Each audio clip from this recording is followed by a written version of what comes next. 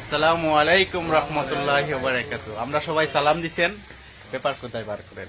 তো এই দেখতেছেন আমাদের প্রিয় একজন রিবাত মুসলিম ভাই, যিনি বেশ কিছুদিন আগে গোপনে ইসলাম গ্রহণ করেছিলেন, আজকে প্রকাশ্যে ইসলাম গ্রহণ করেছেন।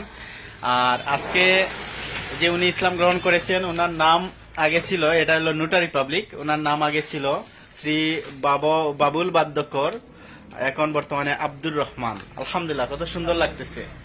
উনি এখন বর্তমানে পরিবার পরিজন সবকিছু, বিষয় সম্পত্তি সবকিছু ত্যাগ করে আজকে তিনি আমাদের ইসলাম ধর্মে এসেছেন, আমাদের আজ দিনী ভাই হয়েছেন। তো আলহামদুলিল্লাহ, আজকে আমরা ইয়েতে কলিমা শাহাদা পাঠ করিয়েছি পবিত্র মক্কা মনুয়ারা থেকে। আমাদের এক দিনী ভাই কালিমা শাহাদা পাঠ করিয়েছেন, আমিও করেছি। আর এখানে সর্বপ্রথম যাহার অবদান বেশি, তিনি আমার ক্লাসমেট ইকবাল ভাই। তো তিনি আমার পাশেই আছেন, এই যে আমার পাশে আছেন ইকবাল ভাই, মধ্যখানে আমাদের নব মুসলিম আব্দুর রহমান ভাই। তো আলহামদুলিল্লাহ, আপনারা সবাই দোয়া রাখবেন আমার এই নব মুসলিম ভাইয়ের জন্য। আর আমরা মুখ থেকে শুনবো নব মুসলিম ভাইয়ের কি রকম লাগতেছে আমাদের ইসলামে আসার পর, উনার অ্যাটেনশন কি। তো নব মুসলিম ভাই আব্দুর রহমান, আপনার কি রকম লাগতেছে আমাদের ইসলামে আসার পর? খুব ভালো লাগতেছে। তো উনি বলছেন আমাদেরকে, আমার ইকবাল ভাইকেও বলছেন যে তিনি ইসলাম গ্রহণ করার আগে তিনি পবিত্র মসজিদও দেখতেন, নামাজ আদায় করতেন, স্বপ্নে দেখতেন। আলহামদুলিল্লাহ, এগুলো দেখতেন ইসলাম গ্রহণের আগে, এটা বলছেন। অনেকদিন আগ থেকে, প্রায় 2-2.5 বছর আগ থেকে উনি ঘুমে যখন থাকতেন তখন উনি দেখতেন যে নামাজ পড়তেছেন, উনি স্বপ্নে দেখতেন নামাজ পড়তেছেন। তো বারবারই আমার সাথে আলোচনা করতেন এই ব্যাপারে। তখন আমি বললাম যে দেখো, হয়তো আল্লাহ তোমার ভাগ্যে হেদায়েত নসিব করতেছেন, এই কারণেই তুমি দেখতেছো, কারণ অন্যজন তো এরকম দেখে না।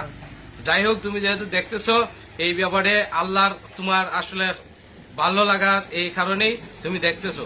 তো তারপরেই আমি আমার জনাব আব্দুল আজিজ ভাই, উনি আমার ক্লাসমেট এবং আমার ছোটবেলারও বন্ধু, ওনার সাথে এই ব্যাপারে আলাপ করার পর সবকিছু উনি আমার পাবলিকের মাধ্যমে পরামর্শ অনুযায়ী, আর এটার বেশি অবদান রাখছেন আমাদের ইকবাল ভাই। আর আপনারা দোয়া রাখবেন। আর এই ভাই কোনো কারো কথায় নয়, কারো যুক্তিতে পড়ে নয়, কোনো লুবে পড়ে নয়। আপনার কি শরীরটা না কেউ বলছে, জোর করছে? আলহামদুলিল্লাহ, কেউ জোর করেনি। ইসলাম কখনো কাউকে জোর করে না, কখনো ইসলাম কাউকে প্রহার করে না। ইসলামের দরজা যেহেতু খোলা, সেই দরজায় প্রবেশ হয়েছেন উনি, এবং উনার আত্মীয় স্বজনও যাতে ইসলামে আসেন, হেদায়েতের জন্য আমরা দোয়া করি। আর উনার জন্য দোয়া রইল।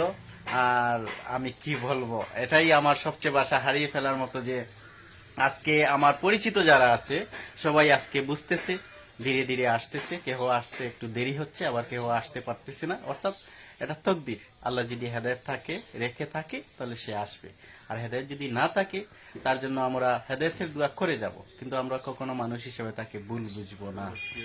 আলহামদুলিল্লাহ, আপনারা ওনার জন্য দোয়া চাইবেন। আমার জন্য সবাই দোয়া করতো, সবাই দোয়া চাইছেন। আমাদের এই উনার অবস্থান হলো আমাদের মৌলভীবাজার সাধুহাটি সরকার বাজার, মৌলভীবাজার সাধুহাটি সরকার বাজার। আর আপনারা যারা আমার এলাকার আছেন, ইকবাল ভাইকে তো চিনেন, জলি টেলিকম, এই যে উনার অবস্থানে বসে আছি, এটা উনার ব্যবসায়িক প্রতিষ্ঠান জলি টেলিকম। তো এখানেই বিদায় নিচ্ছি। আসসালামু আলাইকুম রহমতুল্লাহি ওয়া বারাকাতুহু।